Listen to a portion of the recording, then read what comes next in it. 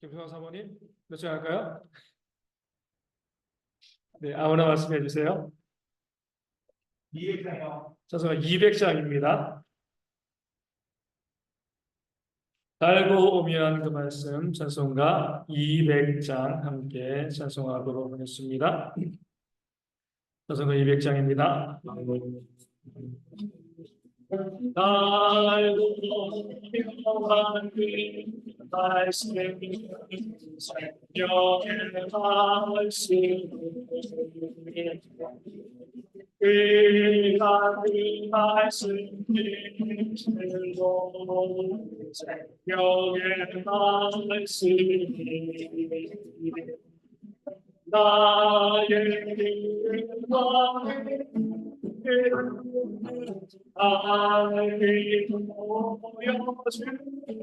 보여주니 아름답고 귀한 말씀 생명새이로다 아름답고 귀한 말씀 생명새이로다 귀한 주님의 말씀 고백해보라 모든 사람들이 생명의 말씀 아름답고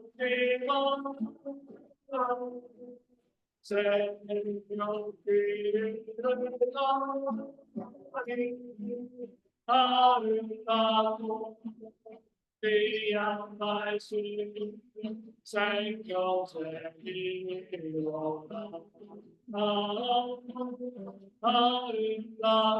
귀한 말씀 생명새이로다 떨리고 생명의 말씀 나의 용서와 평안을 너를 구하네 나의 용서와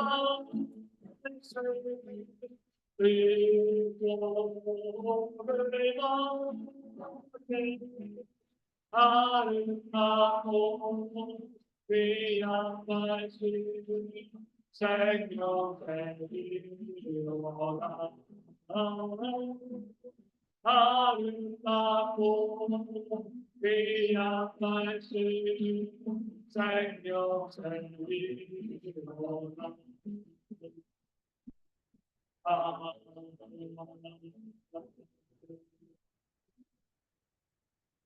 다시 할까요? 270장, 찬송가 270장입니다. 괜찮은 주님의 사랑과 함께 찬양합니다. 찬송가 270장 함께 찬송하도록 하겠습니다.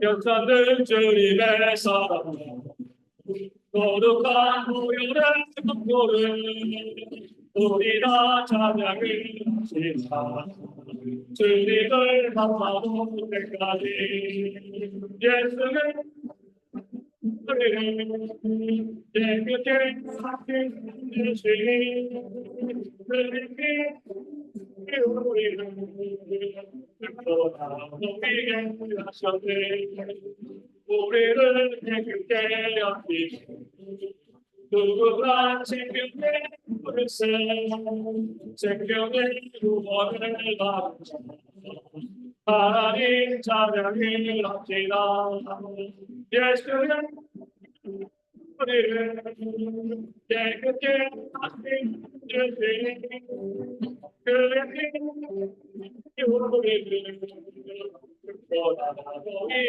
하셨네 주님의 거룩한 보혈 날마다 입으로 그의 담대히 싸우며 나가세 천국에 들어갈 때까지 예수의 우리를 깨끗게 하시는 주시니 그에게 우리를 보다 보이게 하셨네.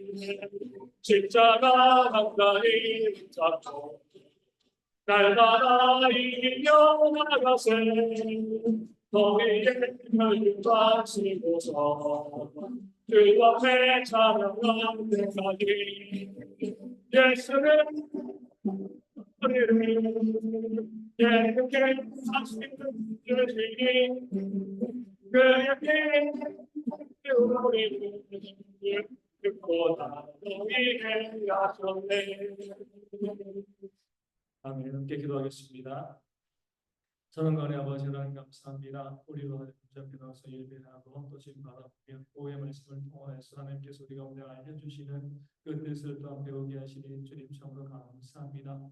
우리 모든 성도들이 바른 진리 가운데 온전히 주님을 숨기고 늘 바른 믿음 가운데 주님 바라보는 그런 신앙이 있도록 도와주시고요. 이 한 주간 살아가면서 이 땅의 세상 가운데 타협하지 아니하고 오직 진리 가운데 거하는 그런 삶이 저희 모든 성도 가운데 있도록 인도하시고 함께하여 주시옵소서. 아버지, 저희가 이제 이번 토요일부터 우리 선교여정이 시작되어집니다. 한 주간 열심히 기도하고 또 가 있는 동안도 기도하며 이 사역을 감당할 때 우리 대형교회가 떠나고 가서 전하는 모든 사역을 통하여서 하나님의 놀라운 은혜와 복을 받아 누릴 수 있는 이 교회가 되어줄 수 있도록 역사하여 주시옵소서. 주여 오실 날이 얼마 남지 않았습니다. 그 날을 바라보면서 우리가 복음을 증거함으로 그 날을 확증하고요. 주여 오실 길을 준비하고 예배는 세례 요한과 같은 그런 교회와 성도가 되어지도록 인도하시고 역사하여 주시옵소서.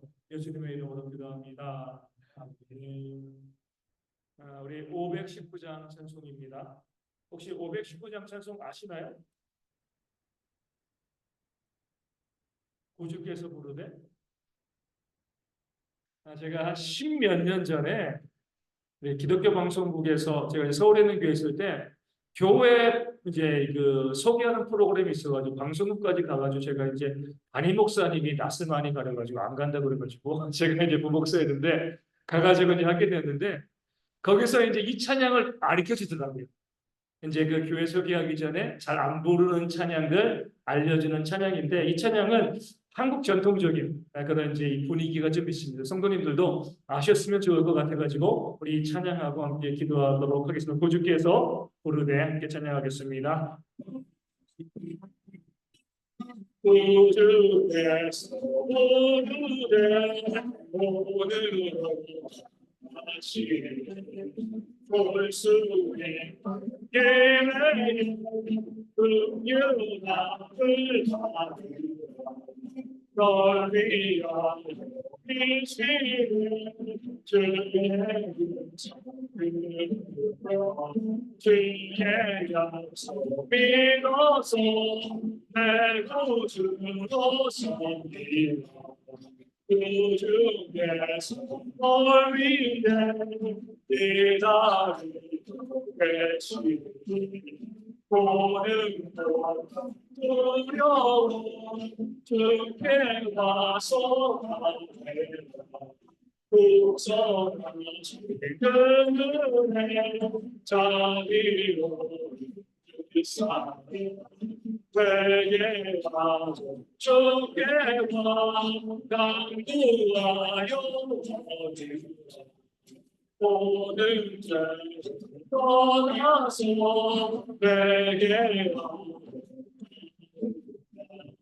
주가 하시고 너를 영접하시고 금보다 더 위대 너의 마음 씻어서 내가 천국이 임하도록 하리라. 이제 말고 주께로 벗어나리라. 예비하신 구원을 지금 받으리라. 좋은 놓치고 슬기고 알기고 그들은 우러나를 잡고 예.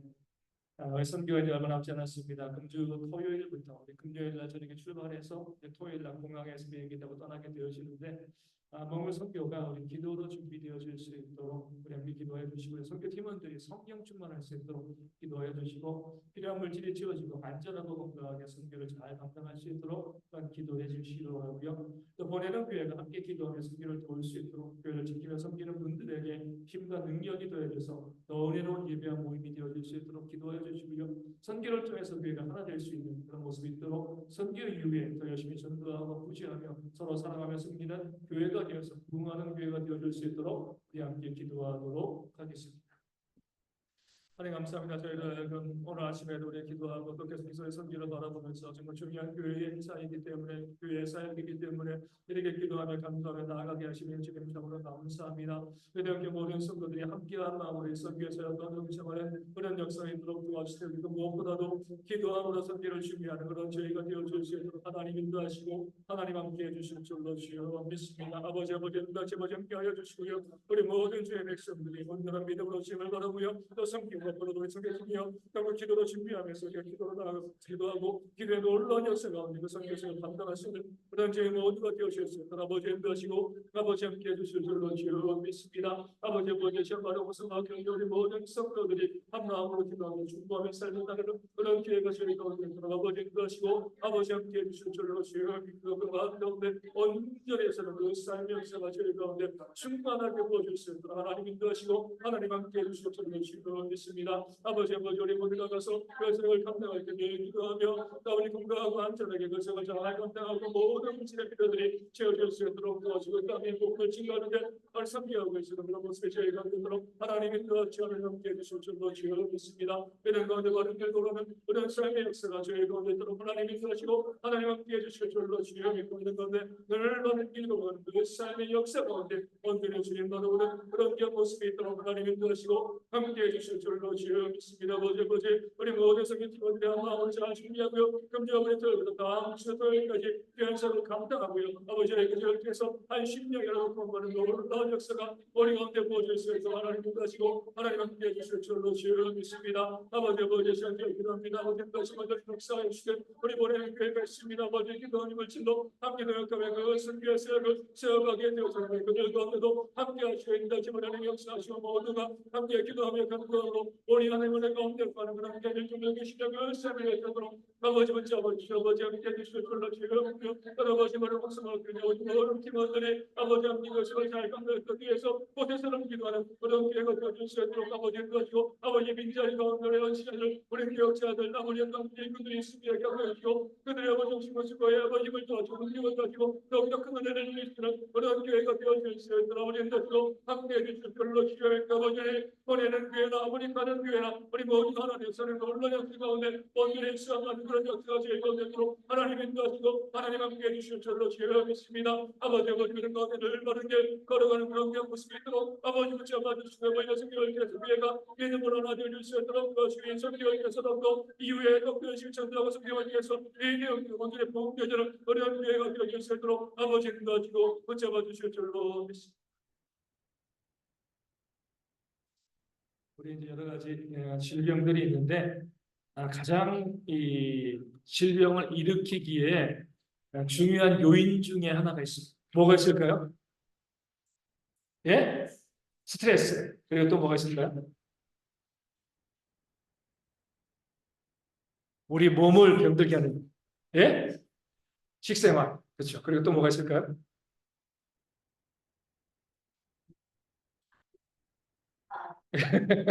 그렇죠. 규칙적으로 운동하고 그러는데 운동도 안 하고 먹고 이제 자고. 근데 우리가 보면은요, 아주 결정적인 요인이 하나 있는데 그게 바로 외로움. 예전에 이제 영국에서 뭐 지금도 있는지 모르지만은요, 웃긴 장관이 있습니다. 외로움 장관. 그러니까 과학자들이 연구한 거예요. 사람이 하루에 혼자서 아무도 만나지 않고 있으면은요, 그것이 담배 두 각을 피운 만큼 몸에 안 좋대요.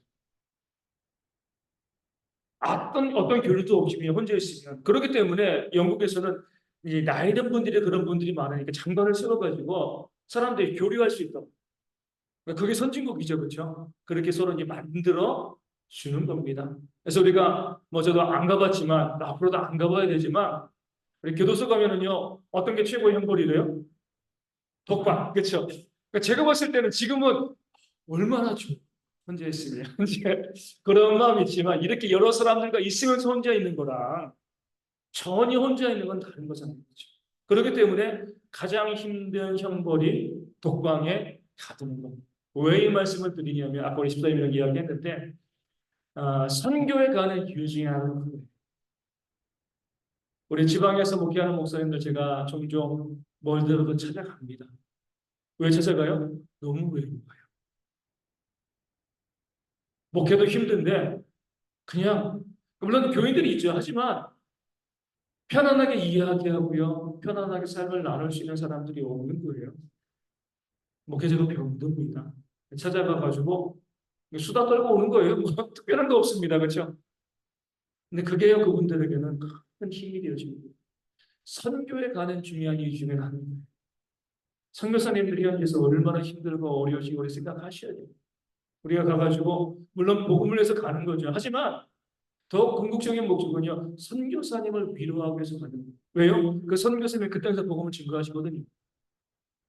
1년 내내 열심히 복음을 증거하는데 우리가 그렇게 1년 내내 복음을 증거할 수 있는 힘을 주는 겁니다. 만나고 교제하고 함께 삶을 나누고 기도함을 통해서 그 힘을 가지고 1년 6개월 동안 생각하시는 거예요. 나머지 6개월은요. 우리가 이제 지금 6월 달에 가가지고 함께 교제하면 그 힘으로 6개월, 12월까지 생각합니다. 나머지 6개월은 어떻게 생각하는 거예요? 어떻게 생각하죠? 무슨 힘으로? 이제 그 여름이 올 때만 기다리는 거예요. 만나가지고 6개월 기다리면 6개월입니다. 그러면은요, 우리가 내가 가서 복음을 증거하지 않고 그 선교사님이 가서 그 영적인 싸움터의 최전선에서 복음을 증거하는 거잖아요. 그럴 때 우리가 그 한 번, 뭐 일주일간, 2주일간 만나는 것, 이런 것들이 선교사님들에게 정말 큰 힘이 되어지고 그 힘으로 선교를 감당하고요. 우리 이제 체력이 되시는 분들은요, 시간과 체력과 약간 경제적인 여유가 되시는 분들은 개인적으로 선교지에 가서 한 달, 두 달 계시다가도 좋아요. 가서 우리 선교사님 좀 밥도 좀 해드리고 도와드리기도 하고 같이 예배도 하고 뭐 아무것도 안 해도 말동무만 해도요. 그 선교사님에게 큰 힘이 됩니다. 그런 힘으로 그분들이 사역을 진행하고요. 복음을 증거하는데 하나님께서 참 재밌는 거는 선교사님이 가가지고 복음을 증거해서 거기 구원의 역사가 일어나잖아요. 그렇죠? 그러면은요. 단기 선교팀 또 보내는 이 교회의 목까지 챙겨주신다는 거예요.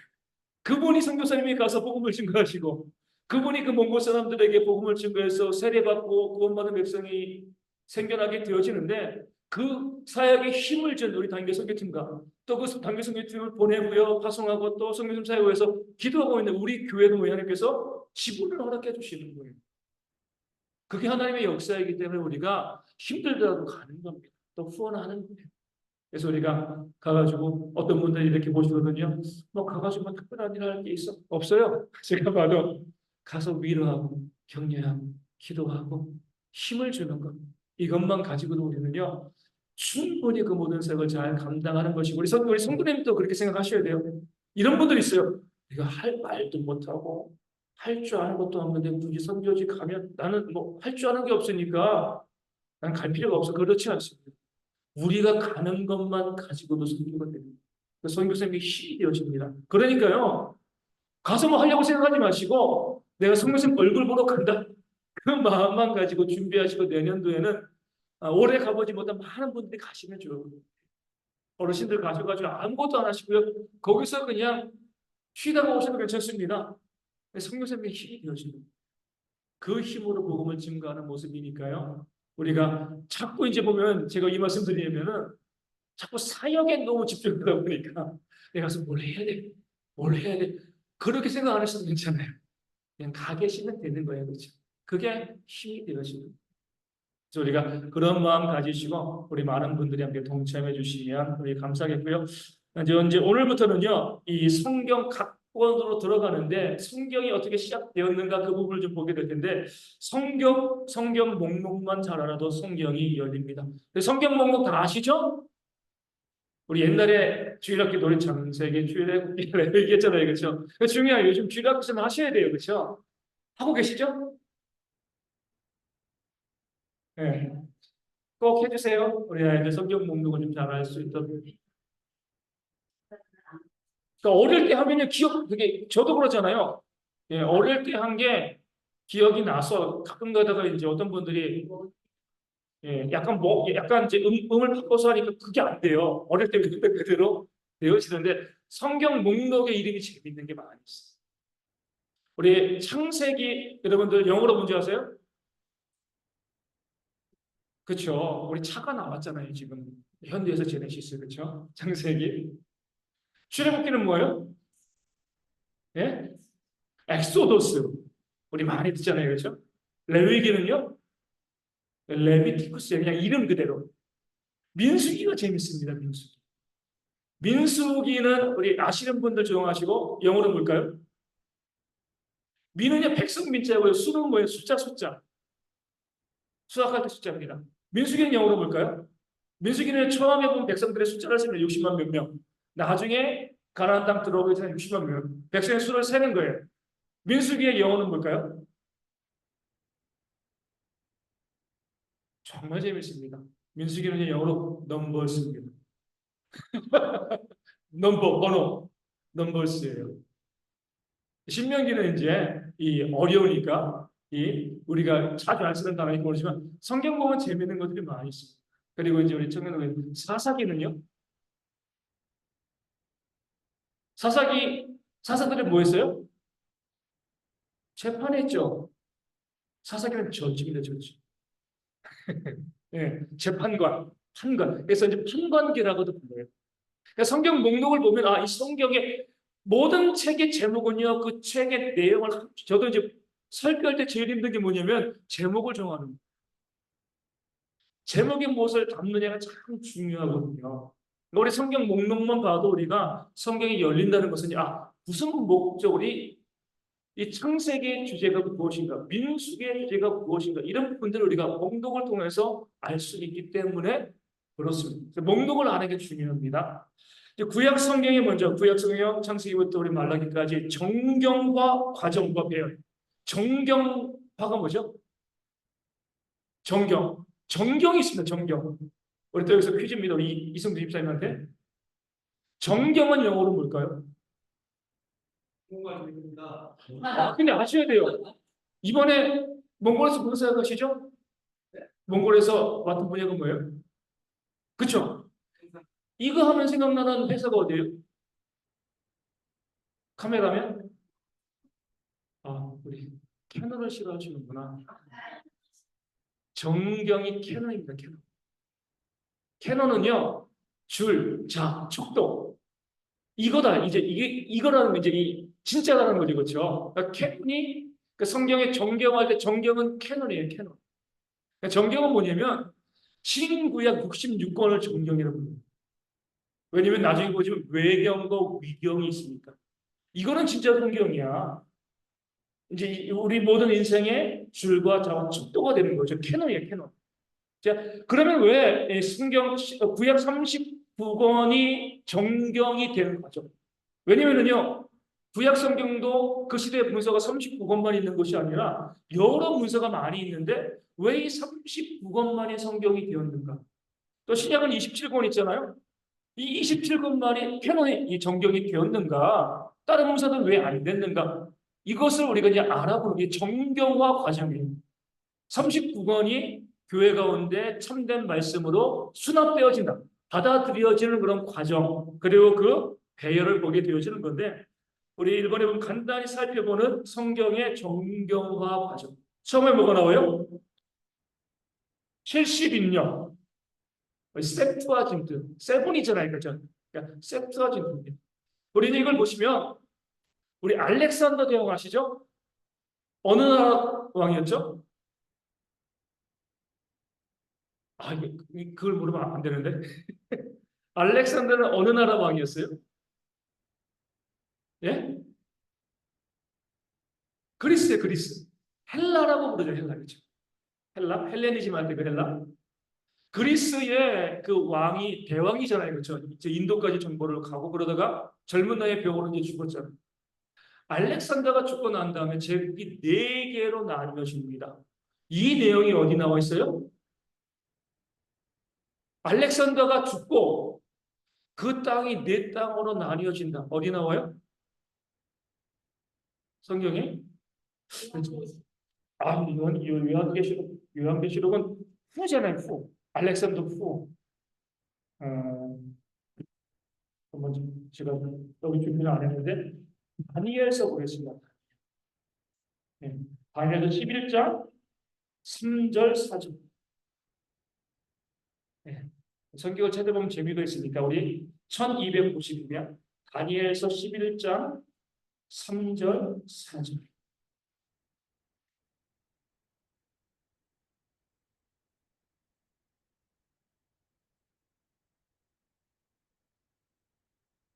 전입에 보시고요. 그러니까 다니엘서 보면 정말 재밌어요. 이 부분들이. 여기서 다니엘서에서 누가 나와요 나중에? 클레오파트라도 나옵니다. 다니엘서에서. 대단한 말씀드립니다. 다니엘은 이 사건이 일어나기 전에 기록한 거예요. 아까 요한계시록도 물론 나오지만 요한계시록은 이후에 기록된 거고 다니엘은요 알렉산더가 나오기 전에 태어나기 전에 11장 3절에 장차 그러잖아요. 장차 앞으로 한 능력 있는 왕이 일어나서 큰 원세로 다스리며 자기 마음대로 행하리라. 알렉산더를 의미합니다. 3절이. 4절은요. 그러나 그가 강성할 때 그의 나라가 갈라진다고 했어요. 갈라져서 천하 사방으로 네 나라로 나뉘어진다.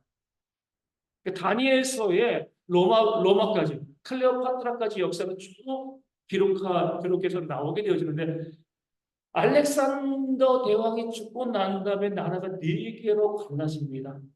그래가지고 그리스 있고요. 또 이제 유럽 시리아 지역 있고 나중에 이집트 지역의 나라가 거기 이제 어디죠? 5절에는 남방의 왕이에요. 남방 지역. 프톨레마이오스 왕조라고 합니다. 이름이 좀 어려운데 프톨레마이오스 왕조가 그 남방이 되어지고요. 그 남방 왕 이제 이 남방 이 프톨레마이오스 이 왕조의 핵심적인 도시가 어디예요? 알렉산드리아. 지금 북아프리카죠, 그렇죠? 알렉산더가 자기의 이름을 따서 지은 나라가 바로 도시가 알렉산드리아가 됩니다. 이 프톨레마이오스 이 왕조 가운데 이 프톨레마이오스 2세가 이 처음으로 번역한 성경이 바로 셉투아진트 70인경이 되어집니다. 지금 기원전 한 400년부터 300년부터 한 200년까지 되어지는데 여기서 전설이에요, 전설. 우리 지금부터 기원전 200년, 300년이니까 우리 지금 전설의 왕국 할 때도 조선 얘기하잖아요, 그렇죠? 다른 전설이 있는 거죠. 재밌는 거는 성경은 그동안 구약 성경은 히브리어로 기록되었습니다. 신약 성경 시대에는요, 그 시대의 언어가 헬라어, 그리스어이기 때문에 헬라어로 신약 성경이 기록되었어요. 그런데 이제 히브리어로 성경이 기록되어 있는데 그 성경을 번역한 최초의 번역이 뭐냐면은 셉투아진트 70인격이 되어집니다. 프톨레마이오스 2세가요. 나름대로 알렉산드리아가 그 당시 세계 학문의 중심인데 그 도서관이 엄청난 도서관이 있었어요. 욕심이 생겼습니다. 성경을 내가 여기다가 비치하고 싶다. 그런데 자기도 히브리어를 모르잖아요. 그러니까 이 히브리어 성경을 헬라어로 번역한 것이 바로 70인경이 되어집니다. 그러니까 성경을 원본 아니라 처음으로 번역한 게 뭐예요? 70인경이 되어지는 겁니다. 그전에는 다 히브리어로 있었어요. 이제 전설은 뭐냐면은 프톨레마이오스 2세가 이렇게 했다는 거죠. 성경을 번역할 때 이게 번역한 게 진짜인가 알아보기 위해 가지고 유다 이스라엘 족속이 12지파잖아요. 12지파에서 6명씩을 이제 랍비를 갖다가 드립니다. 그럼 이제 12 곱하기 6이니까 72명이잖아요. 72명을 이렇게 전설인데 전설 72명을 각기 다른 방에다가 왕이니까 방이 많잖아요. 다른 방에 놓고 성경 한 권을 히브리어로 헬라어로 번역을 시켰다는 거예요. 그래서 나중에 그 각기 따로 번역한 곳을 갖다가 딱 보니까 일치했다. 전설이죠, 전설. 그렇죠? 이런 전설이 있긴 있습니다. 이게 실제인지 사실인지 모르죠. 그만큼 어때요? 성경 번역이 잘 되었다는 거예요. 그렇죠? 그러니까 70인역을 했는데 우리 이제 신약 성경을 보면은요. 재미있는 게 있습니다. 예수님과 제자들이 또 사도 바울이요. 신약 성경을 기록하면서 헬라어잖아요. 그렇죠? 헬라어인데 헬라어로 기록할 때에 이 성경, 이 구약에 있는 성경을 인용한 것들이 있거든요. 예수님 마태복음도 이제 뭐 기록되었으되 뭐 예수님 그렇게 많이 사도 바울도 성경 말씀을 구약 성경을 인용해서 이제 성경을 기록하게 되어지는데 인용하는 것 중에 3분의 2는요. 저 70인역 septuagint입니다. 원문에서 인용한 것은 3분의 1. 원문을 모르는 게 아니에요. 당연히 히브리인들이기 때문에 그 히브리어 본문을 다 알고 있는 그런 사람들임에도 불구하고요. 3분의 1을 66%를 저 70인경에서 인용을 하고요. 그리고 3분의 1을 구약성경 원문에서 인용했습니다. 무엇을 이야기해요? 저 번역이 잘 됐기 때문에 저기서 인용을 한 것이지. 그러니까 예수님 당시에는요. 저 번역본이 훨씬 더 사람들에게 많이 일으켜줬어요. 성경 원문보다. 왜냐면 여러 나라에서 온 사람들이 많이 있었기 때문에 우리 뭐 지금도 우리만 어디 가면 거의 공용어 영어 쓰는 거죠. 그렇죠? 마찬가지로 그 당시에 많은 사람들이 저 히브리어 원문보다는요 70인경 번역본을 가지고 했는데 저 번역본에 뭐라고 나와 있어요? 성경에 구약성경에 율법서, 역사서, 시가서, 예언서. 성경의 그 주제라고 볼 수도 있고 그러니까 주제별로 이제 나눈 거죠. 율법서는 뭐예요? 창출 레민신 모세오경. 그리고요 우리 역사서는요 쭉 보시면은요. 그 다음에 어때요? 신명기, 여호수아, 사사기, 룻기, 사무엘 상하, 열왕기 상하, 역대 상하, 에스라, 니에미야, 에스더까지입니다. 우리 보시면 아는 것처럼 이 창세기도 역사가 있어요. 민수기도 역사가 있습니다. 그런데 이건 모세오경으로 따른 거고요. 그리고 이 여호수아, 사사기, 룻기, 사무엘 상하, 열왕기 상하까지는요. 역사가 순서대로 쭉 진행이 됩니다. 역대상하는 뭘까요? 역대상하요? 열왕기상하랑 역대상하 쭉 읽어보면은요 겹치는 내용들이 많아요. 열왕기상하랑 역대상하 왜 비슷한 내용을 다 왕들의 역사에 대해서 이스라엘 역사를 기록하고 있는데 왜 열왕기상하가 있는데 왜 역대상하가 필요할까요? 기록의 시기를 보면 좀 알 수가 있습니다. 열왕기상하는요 물론 이제 뭐 다양한 관점이 있지만 기본적으로 이스라엘의 멸망하기 이전 멸망과 동시에 그 시대는 역대상하는 언제 기록된 거예요?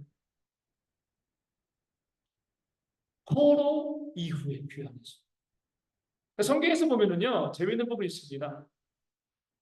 예수님께서 이 이스라엘 백성들의 죄를 이해할 때 순교자를 이해할 때 아벨의 피로부터 어때요? 사가랴의 피까지. 사가랴는 누구예요? 역대기에 나오는 열왕기는 역대기에 나오는 그이와 이제 뭐죠 우리 제사장의 그 이름이 되어지는데 여호야다인가 왜 이렇게 말씀하시냐면요 역대기가 가장 나중에 기록되었다라고 보기 때문에 순서로 그렇기 때문에 아벨부터 그렇게 근데 우리 이 70인경은요 역사서로 하면서 이 70인경의 그 순서가 중요한 게 지금 우리 성경의 순서가 저렇습니다. 히브리의 성경의 순서가 아닙니다. 그러면서 이제 여호수아부터 에스더까지 해가지고 역사서로 쭉 이어지고 있습니다. 역대기랑 열왕기상은 어떤 차이가 있냐면요. 역대기는요 북이스라엘의 왕을 기록하셨습니다. 남유다. 역대기 1장부터 9장까지의 별명이 있어요. 혹시 아시나요? 역대기 말씀 읽어보셨습니까? 1장부터 9장까지? 우리 오집사님께 필요한 오집사님. 역대기 1장에서 9장. 역대기 1장에서 9장까지는 수면제입니다. 수면제. 읽으면 잠이 오기 때문에. 예.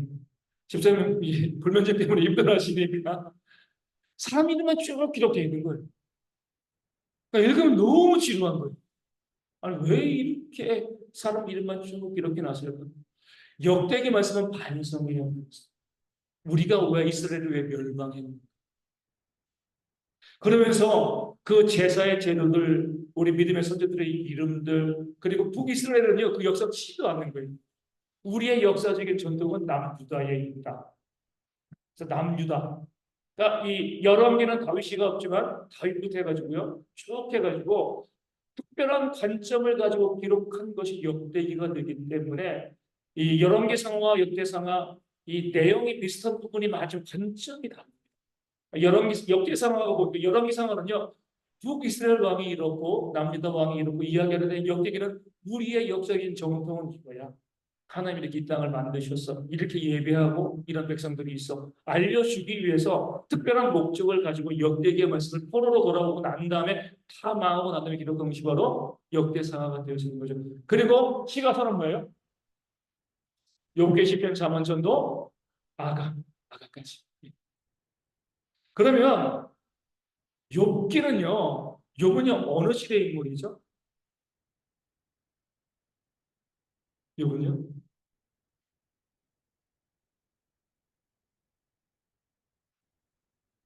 아브라함 시대. 아브라함과 그 전에 족장들의 시대의 인물이 바로 욥이에요. 그래서 우리가 쭉 보게 되어지면은요, 저희 교회에서 성경 읽독하시나요? 창세기, 출애굽기, 레위기, 민수기, 신명기 읽고 그다음에 어디 읽어요? 욥기. 그냥 순서를 짠 게 아니라 교회에서 이제 그냥 이제 기본 성경 읽독표는 쭉 나가잖아요. 저희 교회 성경 읽독표는요, 창세기, 출애굽기, 레위기, 민수기, 신명기 읽고 그다음에 욥기로 갑니다. 그 시대입니다. 그런데 이제 70인경에 그 시대의 구분을 완전히 무시해버린 거예요. 이거는 시가서야. 그리고 나머지 뭐예요? 예언서는 뭐죠? 대선지자. 누구예요? 이사야, 예레미야, 에스겔, 다니엘. 4대 대선지자. 왜냐면 이제 분량이 많습니다. 그리고 12소선지서. 그렇죠? 호세아부터 말라기까지. 그렇게 해서 이제 70인경은요, 이렇게 주제를 따라 쭉 나눴는데, 원래 히브리 성경은요, 그렇게 나눠지지 않습니다. 토라, 느비, 케토빈. 이렇게 이제 세 가지 부분으로 나눠. 토라는 그냥 모세오경과 똑같습니다. 그래서 규율과 교훈으로 이어진 이야기들. 느비, 예언서는요, 여호수아도 예언서로. 그리고 한강이 사사기. 사무엘도 예언서로. 열왕기도 예언서로 보고요. 그리고 이사야, 예레미야, 그리고 에스겔 후기 예언서로 보고요. 그러니까 이제 그 특별히 주제에 따라 가지고 보고 그리고 성문서 거룩한 문서는요. 헌신과 사랑을 주제로 한 시신학 드라마 그래서 시편, 잠언, 욥기, 아가, 룻기도 보고 애가 그리고 전도서, 에스겔, 다니엘. 히브리어 이 성경의 구분이 이렇게 되어 있는데 70인경을 하면서요 이걸 딱 무시해버리고 이렇게 이 율법서, 역사서, 시가서 이런 지금 우리가 갖고 있는 그런 성경의 순서대로 70인경이 했고요 그것을 지금 우리가 받아들이고 있는 겁니다. 그 다음에 우리가 이제 볼 것은요 그러면 그 많은 문서 중에서 구약 성경 39권이 진짜 성경이다 언제 결정되었을까요?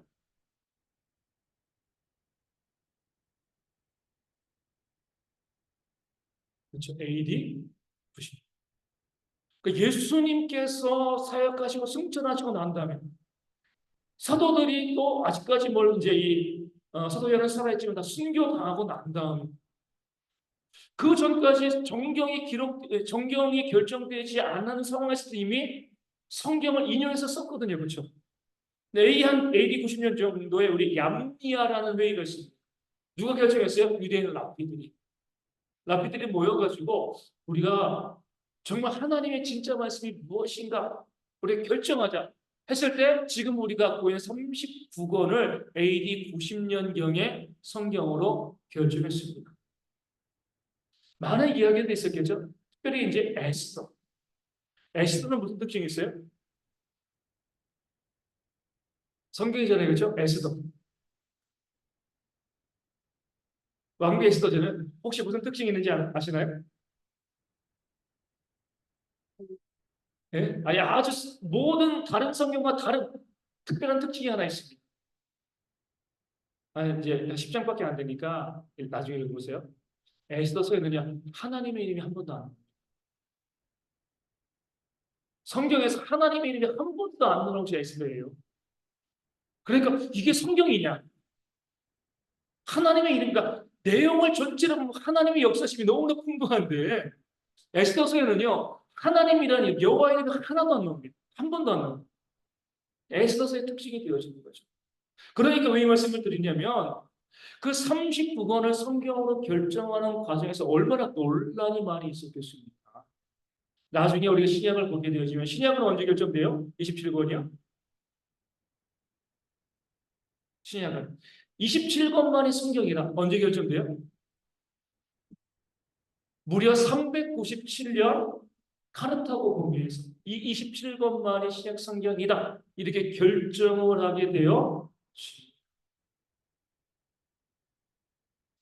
조금 더 나아가가지고 우리 성경을 보면 지금 신약의 성경에 장과 절이 있잖아요, 그렇죠? 지금도 보면 뭐 다니엘 11장 뭐 2절 3절 이건 언제 결정되었을까요? 원래 성경은 장절이 없습니다. 이사야는요 66장까지 있는데 통짜예요, 통짜. 성경에 장절이 없어요. 창세기도 통짜, 출애굽기도 통짜, 모세오경 통짜로 볼 수 있습니다. 이것을 갖다가 장과 절을 언제 나눴을까요? 한 1000년밖에 안 됩니다. 1000년 전. 그러니까 사람들이 이제 성경을 찾기가 너무 어려운 거예요. 그러니까 이제 장과 절을 나눠가지고 하는데 재밌는 건 이거예요. 사람들이 이렇게 이제 이야기하는 경우 있죠. 아마 이 장과 절을 나누는 사람이 마차를 타고 가다가 나눈 것 같아. 무슨 의미일까요?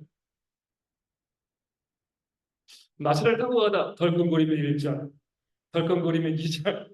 왜냐면은 어떤 데 보면은요 잘못 나눈 부분들이 있어요.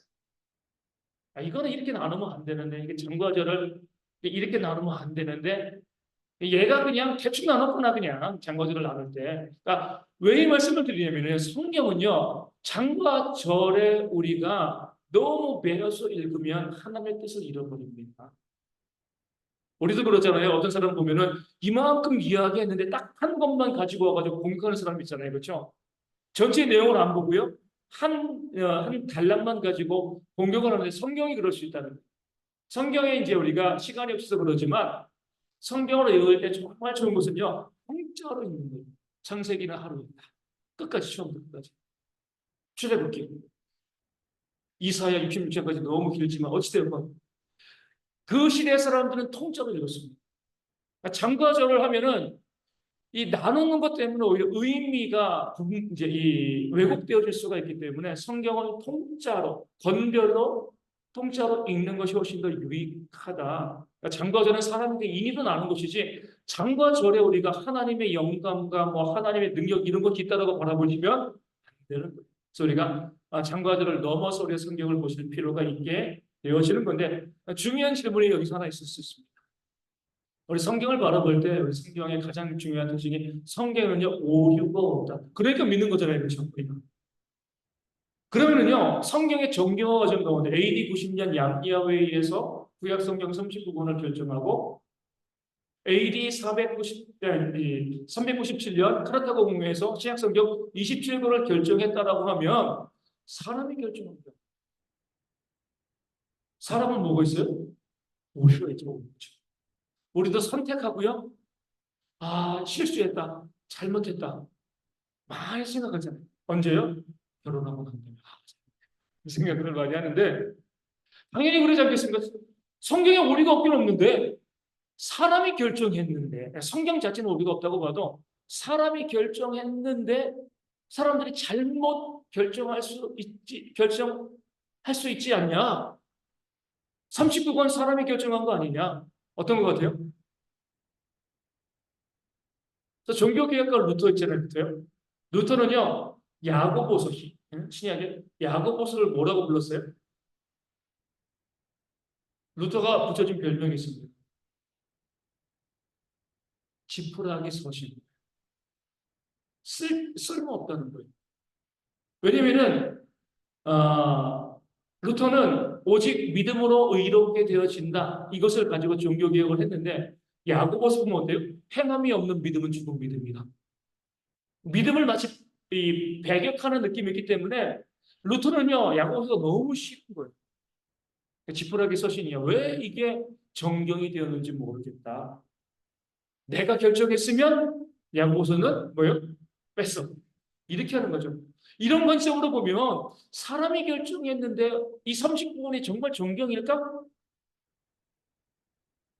사람이 결정하지 않았으면 모르지만 사람이 결정했는데 이게 정경으로 우리가 다 받아들일 수 있을 것인가? 이런 생각이 들 수가 있는 거거든요. 어떤 것 같아요? 우리 이집사님, 이승기 집사님. 이건 뭐 성경과 상관없이 우리가 이제 일반적으로 생각할 수 있는 거니까. 애매하죠, 그렇죠? 그러니까 믿지 않은 사람들 이런 공격을 많이 해요. 야, 너희들 성경에 오류가 없다고 하는데 성경 39권, 27권 사람들이 결정한 거 아니야? 사람들에게는 오류가 있잖아. 사람들이 결정했는데 왜 이것이 성경이야? 잘못된 것이 들어올 수도 있고 정말 들어와야 될 것이 못 들어온 것이 있을 수도 있는 거 아니냐? 성경이 사람이 결정이기 때문에 오류가 없다 받아들일 수가 없어. 이렇게 이해합니다. 보면은 이제 우리 이렇게 보시죠. 그래서 이해하기 위해서 우리가 이 감정사들을 볼 필요가 있어요. 예를 들어 가지고 우리 이제 어떤 화가가 그림을 그렸어요. 낙관을 찍어야 되는데 낙관을 찍습니다. 그 사람이 한 200년 정도 지났어요. 그래서 지금 사람들이 이제 평가를 하는 거죠. 그러면은요, 어떤 그림을 보고 그 그림을 그린 사람이 누구인지 알아요, 몰라요?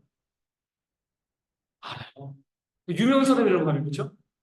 그 사람 시대에 그 사람이 쓰던 캔버스, 그리고 알력, 그리고 그 사람의 화풍, 이런 거 쭉 보면은 이건 100%그 화가의 것이야.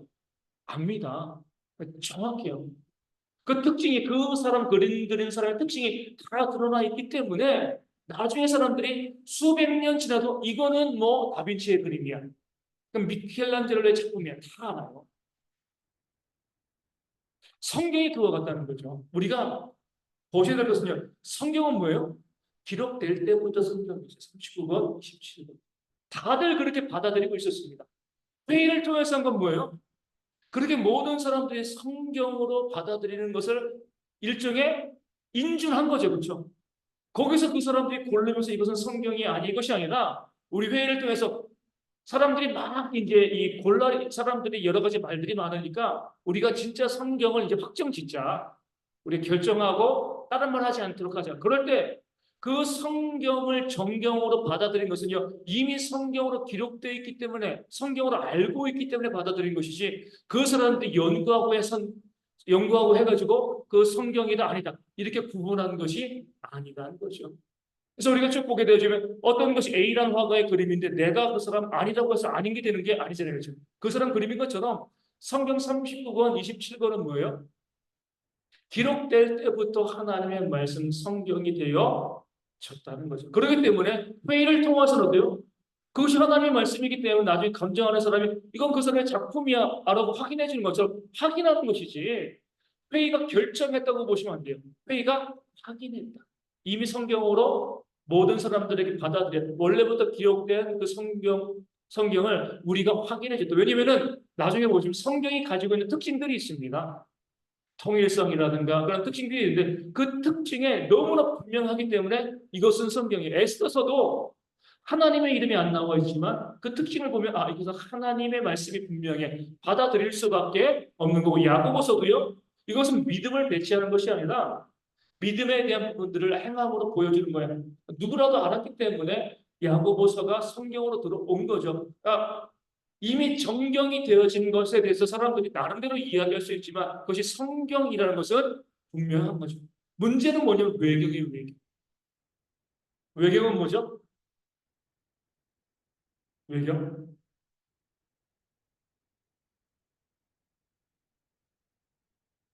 아까 외치잖아요, 그렇죠? 카톨릭에서는요, 외경을 성경으로 인정합니다. 우리가 성경이 달라요, 그렇죠? 외경이 엄청나게 많은데 그 외경을 성경으로 인정을 해요. 근데 왜 이런 문제가 발생했냐면 이 히브리어 성경, 그러니까 이 성경 39권이 기록되어 있는 상황에서도 다른 문서들이 있었잖아요, 그렇죠? 다른 문서들이 있었는데 이 70인경을 번역한 사람들이 이 성경만을 번역한 것이 아니라 사람들이 이것도 번역해줘, 이것도 번역해줘. 그렇게 하다 보니까 다른 문서들도 이제 번역을 했어요. 근데 이것을 나중에 카톨릭에서는 어때요? 70인경을 이 번역한 사람들이 번역한 거니까 다 성경에 넣자. 이 구약 성경 39권은 누가 결정했다고요? 유대인들이 결정한 거예요. 근데 그 유대인들이 결정한 거고 우리는 기독교인인데 그 39권 말고도 외경도 성경이야.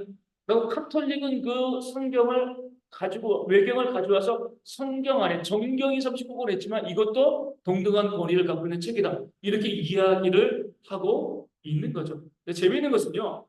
우리 406년 로마의 주교죠. 우리 제롬이라는 사람이죠. 이 로마의 주교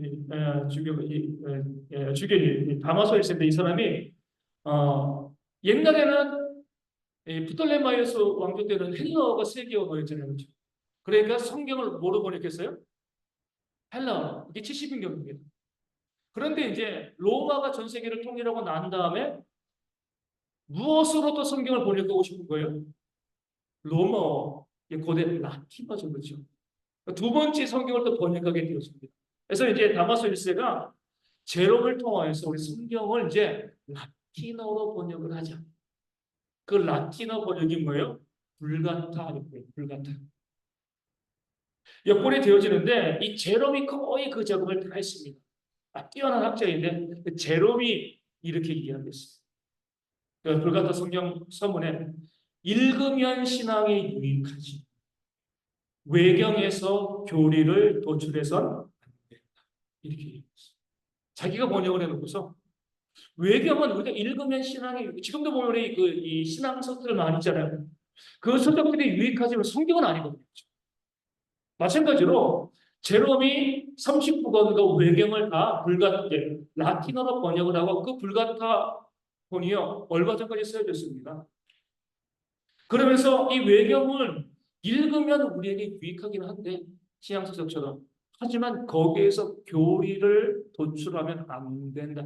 지금 연옥이라든가 모든 교리는 외경에서 나옵니다. 정경에서 안 됩니다. 그러니까 우리가 카톨릭을 받아들이지 못하는 것은 그거는 성경에 나와 있지 않은 거잖아요. 근데 카톨릭은 뭐예요? 외경도 성경이야. 그런 교리들을 만들어내고 이 성인 숭배라든가 다 외경에서 연옥도 그렇고 다 외경에서 나옵니다. 카톨릭은 외경을 버릴 수가 없습니다. 자기들이 갖고 있는 독특한 교리들이요 다 외경에서 나오는데 제롬은 이야기했습니다. 여기에서는 외경에서는 교리를 도출해서는 안 됩니다. 또 그 당시에 또 알렉산드리아 교구에 또 주교였던 아타나시우스는요 외경을 그러니까 고대 교구들은요 외경이 성경이 아니다 이런 부분을 강력하게 주장했는데 그들의 후예인 카톨릭이요 외경을 받아들이고 외경을 성경이다 이렇게 이제 이야기하고 있는 거죠. 외경에 대한 태도를 보면 재밌는 것은요 우리 성경에서 보면 이 아까 말씀드린 것처럼 이 630회 정도 이 성경을 인용을 하거든요. 그 중에서 3분의 2는 70인용, 3분의 1은 원문. 재밌는 것은요, 그 630회의 인용 가운데 외경 인용을 한 분이 없어요. 외경이 진짜 하나님의 말씀이라고 하면 외경을 인용해야 되는데 외경에 대한 인용은 한 군데도 없습니다. 물론 나중에 보면 위경에서 인용한 내용은 있긴 있어요. 근데 외경에서 그 어떤 것도 인용하지 않았고요. 또 인명이나 지명이나 연대가 역사적인 사실과 맞지 않는 경우들이 너무 많아요. 외경에는. 성경을 보면은요 그런 것들이 없습니다. 우리 재밌는 게 아브라함 시대 보면요 이 가나안 족속 가운데 누가 있어요? 헷족속.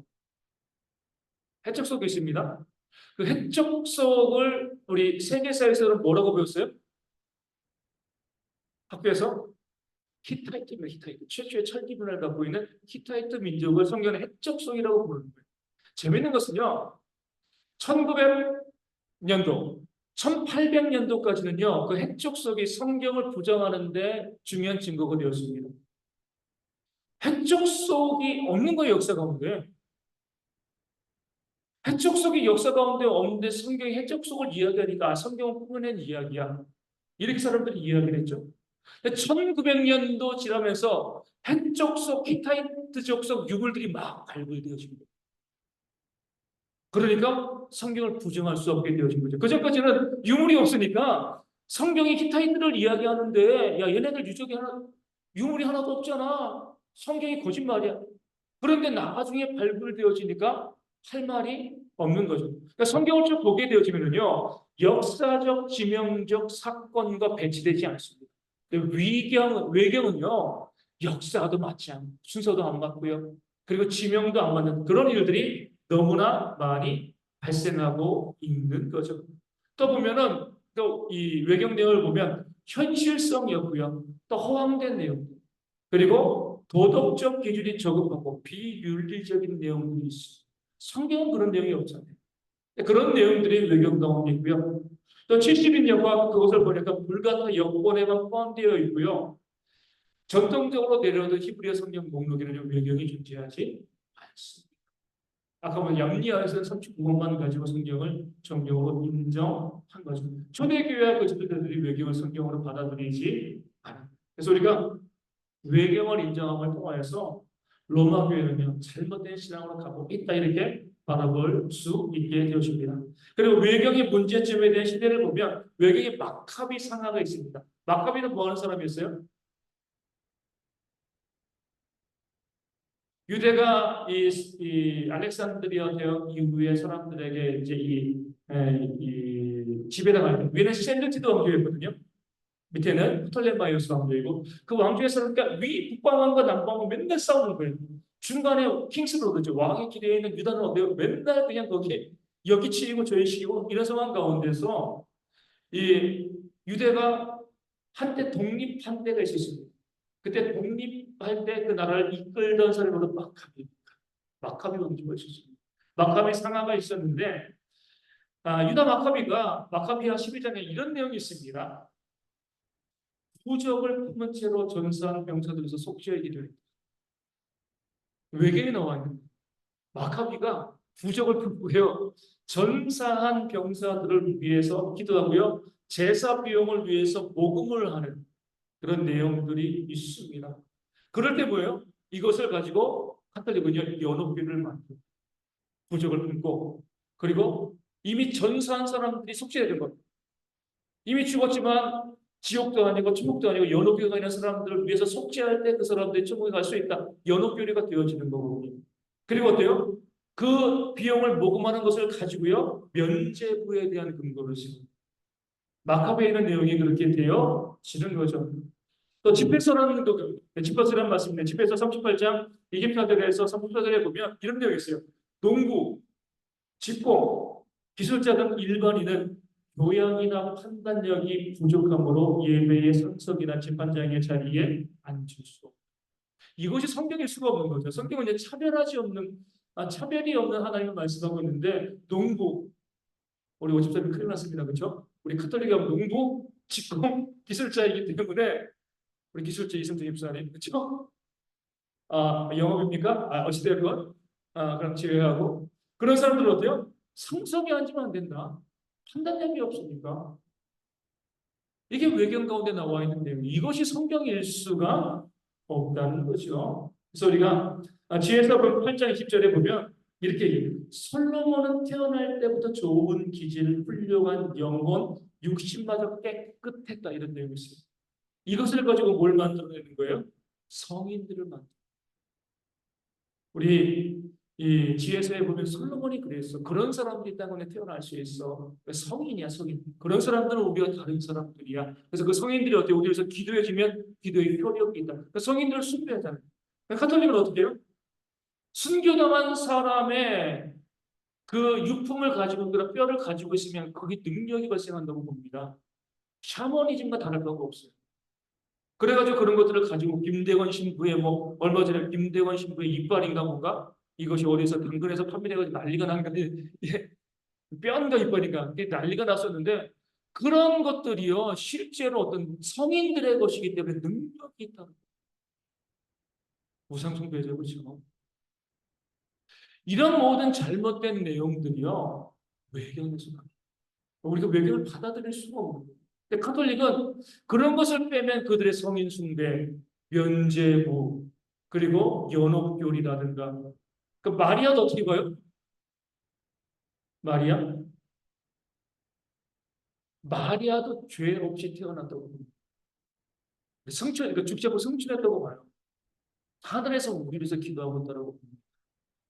카톨릭이 왜 성당 앞에 마리아상을 두고 기도하냐면 마리아는 그러니까 예수님의 어머니, 우리 이제 이 헬러로 네오도코스라고 예수님의 어머니이기 때문에 죄가 있으면 안 돼요. 마리아가 죄가 없으면 마리아의 엄마, 그 엄마는 그냥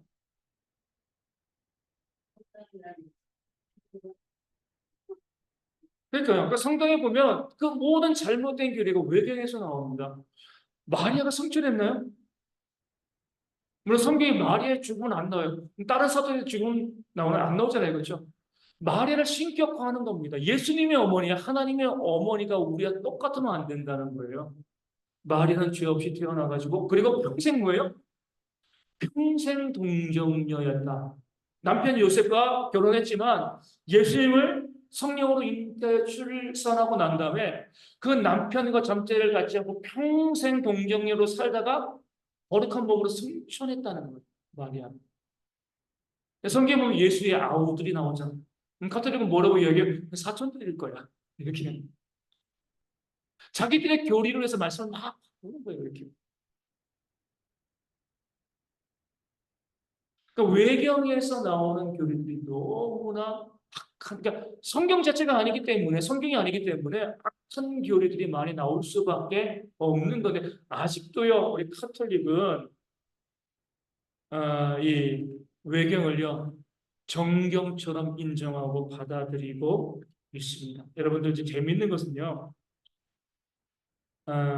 우리 이제 이재철 목사님 제가 참 좋아하고 책도 많이 하는 이재철 목사님도 카톨릭에 대해 상당히 이제 이 호의적인 그런 모습이 있는데요. 1800년대 말, 1900년대 초까지 장로교 헌법에는요. 마지막 시대 666 적그리스도를 누구로 봐요? 교황으로 봤습니다. 100년 전까지만 해도 장로교는요. 이제 이 마지막 시대 적그리스도가 누구냐? 교황이다. 이렇게 봤어요. 그런데 자꾸 이제 느슨느슨해지면서 지금은 뭐 우리가 뭐 형제 여자 이렇게 보지만 제가 보는 관점은 그래요. 이단보다 더 심한 게 카톨릭입니다. 너무나 잘못된 교리를 가지고 있어요. 이단은 조금 날 수가 있어요. 그런데 성인 숭배하죠. 그리고 마리아 숭배하는 거죠. 그리고 교황이라는 것 자체가 성경에 어디 있습니까? 모든 성도가 동등한데 높고 낮음이 어디 있어요? 그렇죠? 근데 카톨릭은 다 계급이잖아요. 그렇죠? 그러니까 하나님의 말씀을 다 부정하고요. 그리고 교회마다 이 성인들, 우상들 세워놓고요. 숭배하고. 예전에 말씀드린 것처럼 왜 미켈란젤로가 뭐, 실타나 성당인가요? 거기다가 이 천지창조를 그랬을까요? 왜 카톨릭의 그 유명한 작품들이 많아요?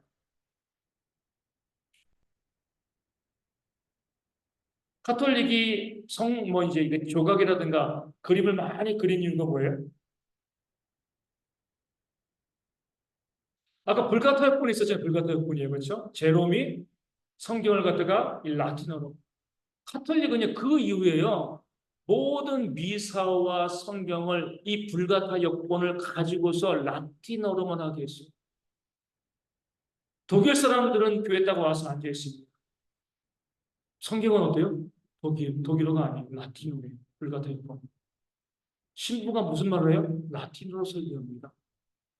독일 사람들은요, 앉아가지고 아는 게 없는 거예요, 아는 게. 무슨 말을 알아들어야지 뭐가 하는 건데, 라틴어로 하고 그게요, 불과 100년 전까지 그랬어요. 그러니까 종교개혁은 뭐예요? 우리가 우리말로 성경을 읽지 않은 거예요. 성경을. 그래서 종교개혁이 일어나면서 인쇄술의 구텐베르크 해가지고 인쇄술이 발달하면서요, 성경을 자국어로 번역하기 시작한 것이 종교개혁입니다. 우리가 왜 이제 우리 영국 사람인데 라틴어 모르는데 왜 라틴어 설교를 들어요? 그렇게 엉뚱하게 이야기하니까 면죄부를 팔고 그래도 사람들이 그런가 보다라고 하는 거예요. 그러면서도 신앙을 교육시켜야 되니까요. 그림 그린 거예요. 천지창조, 뭐 성모상, 막 그림 그리면 이것이 성경의 내용이에요. 창세기는. 그러니까 성도들을 그림으로 교육시키기 위해 가지고요. 그린 것이 모든 작품들이 되어지는 겁니다. 성경을 없애고요. 그냥 그 사람들을 어떻게 보면 우매하게 그 사람들을 가르친 거죠. 그래가지고 이제 나중에 우리 이제 이 개신교가 욕을 또 많이 먹죠. 개신교는 어때요? 성경으로 돌아가자. 이것이 너무 심하다 보니까요. 완전히 그런 회화와 양식을 다 파괴하고 있어요. 신앙을 잘못된 길을 이끌어갑니다. 말씀의 종교인데 우리는 잘못된 길로 이끌어. 우리 이제 지금도 이제 그러지만 아침에 우리가 찬양하잖아요. 찬양할 때 우리 찬송가에 보면 우리 그림이 있나요, 없나요? 그림 없죠. 그럼 우리가 이제 인터넷으로 보면은요, 찬송가 300장 하면은요, 두 종류의 버전이 있습니다. 하나는요, 악보와 가사만 있는 거. 하나는 어때요? 그림까지 포함되어 있는 거. 저는 의도적으로 그림을 뺍니다. 악보와 찬양만 있는 거. 그림을 보게 되어지면은요, 거기에 시선이 너무 많이 그러니까 가사에 집중할 수가 없게 되어지는 거죠. 우리가 이제 종교 개혁가들은요, 그런 거, 성상들, 우상들, 그림들, 이거 솔직히 되게 싫어했습니다. 이것 때문에 신앙이 잘못되어지고 종교가 잘못된 길로 걸어간다. 그러니까 어쩔 수 없죠. 그 당시에 말씀을 못 읽게 했으니까 지금 우리가 말씀을 가지고서 그림을 보면 문제가 없지만 그때처럼 말씀이 없이 그림만 보게 되어지면 문제가 발생할 수밖에 없는 거죠. 그래서 우리 이제 종교개혁가들은요, 그림에 대한 중요한 원칙이 있어요. 어떤 원칙이 있을까요? 우리가 그릴 수 있는 것과 그리지 못하는 것들. 우리 종교개혁가들은 그런 것까지 다 원칙을 세웠습니다. 어떤 것이 있을까요? 보이는 것을 그리라. 보이지 않는 것을 상상하여 그리지 말라. 그러면서 뭐 어때요? 미켈란젤로가 그린 천지창조에서 아담의 손과 하나님의 손가락 있잖아요. 그렇죠? 잘못된 그림이라는 거죠. 하나님의 손을 그리는 것이 합당하냐? 우리가 보면 뭐 예수님을 그릴 수 있어요. 왜요? 육신을 입고 있다는 건데 오셨으니까. 근데 보면은 아기 예수를 많이 그리면 사람들은 예수님을 어떻게 보는 거죠? 내가 보호해야 될 대상으로 봅니다. 신으로 보지 않는 거죠. 그렇죠? 영상의 이미지가 너무 강렬한 거예요. 예수님은 어린 예수이기 때문에 내가 보호해줘야 돼. 나를 도와주시고 나를 이끄시는 그런 하나님이 아니야. 하나님을 우리가 잘못되게 그리면 우상숭배니까 하나님께서 어때요? 십계명을 통해서 그런 형상들을 만들지 말라. 하나님이 보이지 않는 것들 우리가 만들지 말라 이렇게 말씀하신 거죠. 구약에 보면 재밌는 말씀이 있습니다. 제단을 쌓잖아요. 제단. 예수님 오시기 전 구약에 제단을 쌓잖아요. 그렇죠? 그러니까 제단은 어떤 돌로 쌓아야 돼요? 혹시 아시나요? 너희가 제단을 쌓아라고 이야기할 때 어떠한 돌로 제단을 쌓아야 될까요? 다듬지 않는 그냥 이 돌을 길거리에서 가지고 와가지고요. 다듬지 않은 돌로 제단을 쌓으라고 해서 왜요? 제단의 모양을 내기 시작을 하면서부터 하나님께 예배하는 것보다 제단이 우선시가 되어집니다. 다듬지 않은 돌로 제단을 쌓으면 그 제물과 예배가 우선이 되어지는데 제단을 다듬기 시작하면은 사람들이 경쟁하지 않겠습니까? 우리가 더 좋은 제단, 우리 더 멋진 제단. 그렇게 하다 보면 예배가 사라져 버리고요. 그리고 하나님을 경배하는 것이 사라지는 거죠. 우리 교회에서 예배의 중요한 부분이에요. 자꾸 예배를 화려하게 만들게 되면 하나님이 사라져 버립니다. 다듬지 않은 돌로 거칠게 예배하는 것이요. 우리 개신교의 신앙입니다. 잘뭐 꾸며가지고 뭐 오케스트라 하고 뭐 아주 너무 좋아지면 그렇게 하다 보면 보시면은요 말씀도 사라져 버리고요 예배가 사라져 버리고 누가 노래 잘하나 누가 뭐 잘하나 여기에만 집중하게 되어줍니다. 시간이 많이 갔지만 그러니까 예전에 드렸던 그 말씀 좀 드릴게요. 예전에 제가 이제 캄보디아에 우리가 이제 선교하러 이제 가가지고 선교를 하는데 그때는 뭐 이제 젊은이들인가 그럴 수 있지만 너무나 경쟁을 많이 했어요. 경쟁을 많이 해가지고 한국에서 갈 때부터 뭐 하냐면요 최신 워십 오늘 아침에 한 것 같은 거 하면 안 돼요. 따끈따끈한 이제 나온 지 얼마 안 된 그런 워십들 왜냐면은 캄보디아 리더 아이들이 워십을 너무 잘해요. 그러니까 이제 한국에 있는 아이들도 뒤처지지 말아야지 그런 마음 가지고요 워십을 갖다가 아주 최신 워십을 갖다가 아주 복잡한 것들 그러니까 제가 봤을 때 안타까운 게 선교할 때 기도 안 해요. 워십만 하면 워십을 잘해야 되죠. 가가지고 하루는 그런 게 있었습니다. 뭐가 있었냐면은 캄보디아 리더 아이들과 우리가 이제 그 서울에 있는 게 청년들 가가지고 워십 콘테스트를 했습니다. 누가 워십을 잘하는가. 예배당 큰데 이제 앞에다가 무대를 만들어 놓고요. 사회도 보고 하면서 캄보디아 이제 그 리더 팀 아이들 한 명 나오고 또 이제 우리 한국에서 이제 팀 한 번 나오고 또 팀이 사람들이 많이 갔으니까. 근데 제가 이제 뭐 저는 이제 그 율동을 잘 못하니까 큰 예배당에 보면 그 아이들 뭐 7살, 8살, 10살 이제 이 아이들이 옷이 없으니까 이제 바지, 반바지 하나 딱 입고 와가지고 그 맨바닥에 앉아가지고 있는 거죠. 제가 그 아이들 옆에 앉아 있었어요. 너무 마음이 아픈 거예요.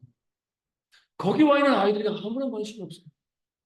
선교로 갔는데 뭐에만 어떤 팀이 뭘 우리가 얼마나 잘하는지 여기 아이들이 지금 저녁에 예배하러 왔는데 그 아이들에게는 아무런 관심을 갖지 않고 앞에서 우리가 우리 잘하는 거 계속해서 우리가 이게 다듬은 돌이거든요. 제가 이제 여러분 아시는 것처럼 먹는 거 정말 좋아합니다. 캄보디아 뭐 선교지 가서 못 먹는 적이 별로 없어요.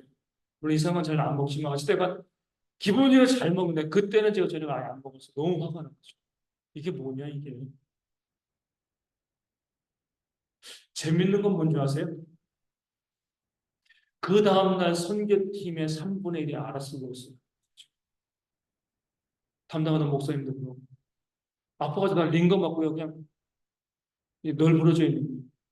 그러니까 제가 이제 이게 거의 한 그때 70명 정도 갔으니까 청년들이 많이 갔어요.